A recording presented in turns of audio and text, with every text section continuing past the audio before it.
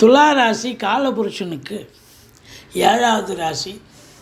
சித்திரை 3-4 பாதங்கள், சுவாதி விசாகம் 1-2-3 பாதங்கள் உள்ளடக்கியது இந்த துலா ராசி. சுக்கிர பகவான் ஆட்சி பெறும் வீடு. இப்போது சுக்கிர பகவான் 7ஆம் இடத்தில் மேஷத்தில் அமர்ந்து ராசியை பார்த்து கொண்டிருக்கிறார். 7இல் இருந்த குரு பகவான் இப்போ 8ஆம் இடத்துக்கு சென்று விட்டார். 5ஆம் இடத்தில் சனி பகவான், 6ஆம் இடத்தில் சூப்பராக ராகு பகவான். 8இல் குரு இருந்தாலும் குரு பார்வை உங்களுக்கு 12ஆம் இடம், 2ஆம் இடம், 4ஆம் இடத்தை குரு பார்ப்பதால் பல நன்மைகளை குரு பகவான் வாரி வழங்கப் போகிறார். இந்த வார கிரகங்கள் நிச்சயமாக துலா ராசி அன்பர்களுக்கு நல்ல பலனையே தருமா, கெட்ட பலனை தருமானா நல்ல பலனையே வாரி வழங்கப் போகிறதுன்னு சொல்லலாம். உங்களை பொறுத்தவரையிலையும் ராசிநாதன் ராசியை பார்க்குறார். எந்த ஒரு ராசிநாதனும் ராசியை பார்த்தா சிறப்புங்க. கௌரவம், புகழ், அந்தஸ்து, செல்வம், செல்வாக்கு, தன்னம்பிக்கை ஏற்படும். 2ஆம் இடத்தை சனி பார்த்து கொண்டிருக்கிறார். இப்போவும் சனி பார்க்குறார். பிரச்சனைகளை சந்தித்தீர்கள். ஆனால் இப்போ குரு பார்வை கோடி நன்மை. குரு பார்க்குறதால சனி பார்வை ஒன்றும் தீய பலனை தராது. அப்போது உங்களை பொறுத்தவரையிலையும் குடும்பத்தில் இருந்து வந்த சண்டை சச்சரவு பிரச்சனைகள் அகலும். கணவன் மனைவிக்குள்ள ஒரு அண்டர்ஸ்டாண்டிங், ஈகோவை விட்டு கொடுத்து ஒருத்தருக்கு அந்யோன்யமாக இருக்கக்கூடிய காலகட்டம். கொடுக்கல் வாங்கல் செய்ய வேண்டாம்னு சொல்லியிருந்தோம். கொடுக்கல் வாங்கல் பிரச்சனைகளை தந்ததுன்னு கூட ஒரு நிலை இருந்தது. வாக்கினை தொழிலாக கொண்டு செயல்படுபவர்கள் எச்சரிக்கையாக இருக்க வேண்டும். வாக்குஸ்தானத்தை சனி பார்ப்பதால் அப்படின்னு சொன்னோம். அதனால் இப்போ குரு பார்வை கோடி நன்மை. பணம் பல வகையில் பையை நிரப்பும். குடும்பத்தில் சுப நிகழ்ச்சிகள் நடத்துவார்கள். வெளியார் சுப நிகழ்ச்சிகளுக்கு செல்ல முடியும்.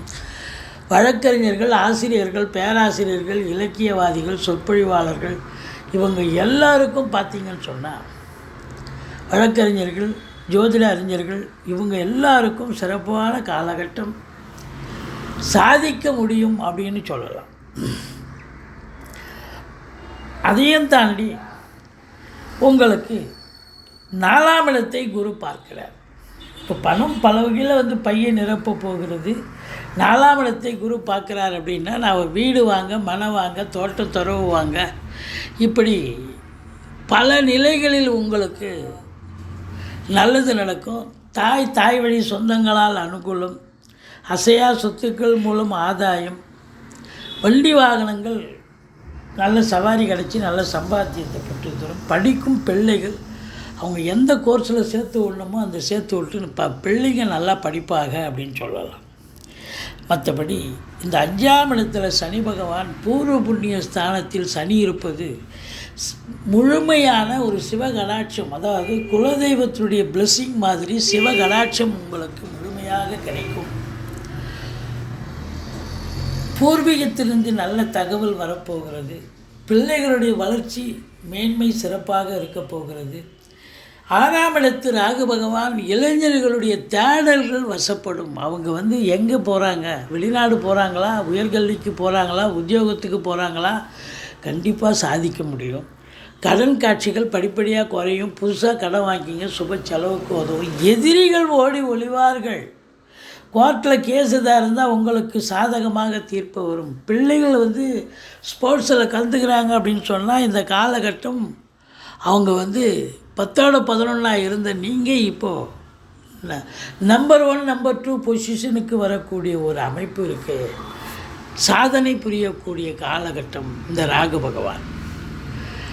எக்ஸாம் எழுதுறீங்க, நீட் எக்ஸாம் எழுத போகிறீங்க பிள்ளைகள், வேலைக்காக முயற்சி பண்ணுறீங்க, வேலைக்காக எக்ஸாம், டிஎன்பிஎஸ்சி, யூபிஎஸ்சி, பேங்க்கு, ரயில்வே சர்வீஸ், இப்படி எக்ஸாமுக்காக முயற்சி பண்ணக்கூடிய இளைஞர்களுக்கு அவங்களுடைய தேடல்கள் என்பது வசப்படும்.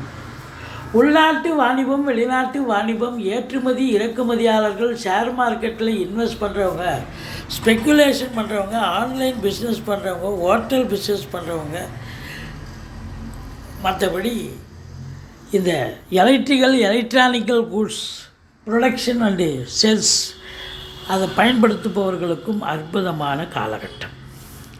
இந்த 7ஆம் இடத்தில் சூரியன் இருக்கிறார். 11க்குடைய சூரியன் 7ல் இருக்கிறார். ஆனால் சனி பார்வையில் இருக்கார். மூத்த சகோதரத்துக்கு ஏதாவது பிரச்சனைகள் வரும். தேக ஆரோக்கியத்தில் பிரச்சனை வரும், இல்லை சமூகத்தில் அவப்பெயர் ஏற்படலாம். இந்த 11ஆம் இடத்தையும் சனி பார்க்குறார். 11ஆம் வீட்டு அதிபதியும் சனி பார்க்குறார். உங்களுக்கும் எண்ணிய செயல் ஈடேறாகாது. அதாவது பிளான் படி செய்வீங்க, அது 11th ஹவரில் சக்ஸஸ் ஆகுமானா தள்ளி போகும். சக்ஸஸ் தள்ளி போகக்கூடிய ஒரு நிலை.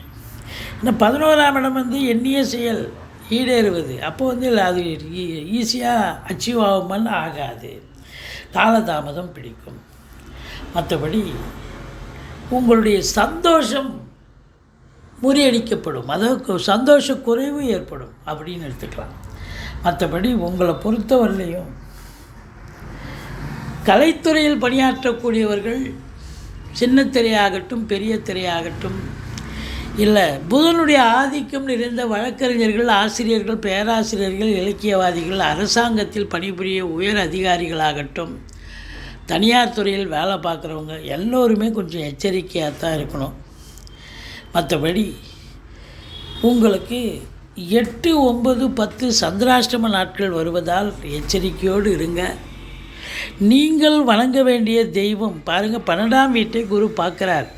குருக்கேது காம்பினேஷன், கோடீஸ்வர யோகம், ஸ்பிரிச்சுவல் ஆன்மீகத்தில் அதிக நாட்டம் இருக்கும். இவ்வளோ நாளாக தூக்கம் இருந்திருக்காது, இப்போ நல்லா தூங்கலாம். நீங்கள் வேலைக்கு உண்ணலாம், உறங்கலாம், எந்த ஒரு டென்ஷனும் கிடையாது. நீங்கள் வணங்க வேண்டிய தெய்வம் துர்க்கையை வழிபாடு செய்யுங்கள், முருகப்பெருமானை வணங்குங்கள். வாழ்க்கை வளமோடும் நலமோடும் அமையும்.